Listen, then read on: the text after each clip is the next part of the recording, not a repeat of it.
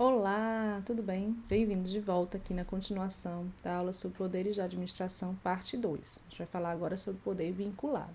Veja só, os poderes da administração, eles podem ser classificados contra o grau de liberdade, né? Ou seja, dos atributos ou competências da administração, dos atos administrativos, e não propriamente em relação aos poderes autônomos, né? E aí, existe essa classificação, com tal grau de liberdade, que classifica os poderes administrativos em poder vinculado e poder discricionário. Na verdade, poder vinculado e poder discricionário não são propriamente poderes, né? São muito mais atributos ou competências. No entanto, né, você vai encontrar na jurisprudência, em alguns escritos, principalmente das decisões judiciais, essa expressão de poder vinculado e poder discricionário, certo? Então, por isso a gente inclui aqui. Mas você tem que lembrar que isso também está presente lá nos atos administrativos. Então, lá nos atos administrativos, eu vou ter também os atos administrativos vinculados e os atos administrativos discricionários.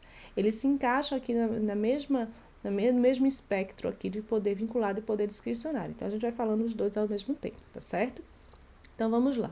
Quando a gente fala sobre poder vinculado, a gente está falando que é aquele que o agente da administração não tem liberdade de escolha, não há juízo de valor, nem análise de conveniência ou oportunidade.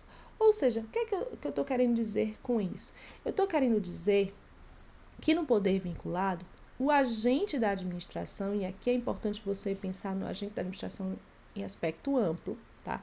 Todo aquele que age em nome da administração pública, ele não tem uma liberdade de escolha sobre os atos que está praticando. Isso significa dizer que a lei vai determinar aquilo que ele deve ou não fazer dentro da estrutura do ato administrativo.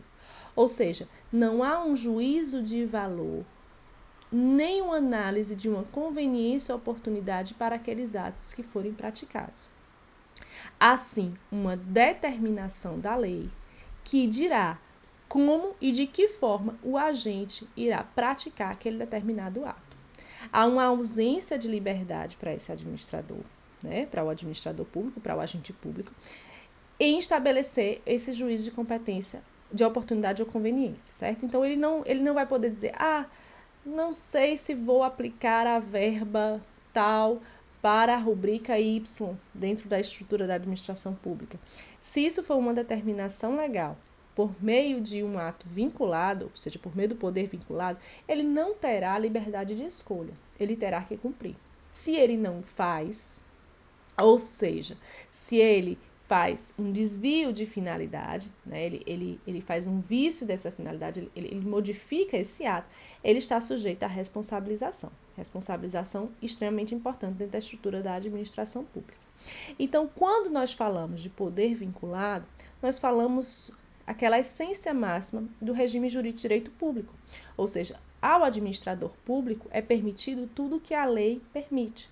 Diferentemente do regime jurídico de direito privado, em que eu posso fazer tudo aquilo que a lei não me proíbe, né? É uma prerrogativa negativa, ou seja, eu só não posso fazer aquilo que me é proibido, mas o que não me for proibido, eu tenho liberdade para fazê-lo.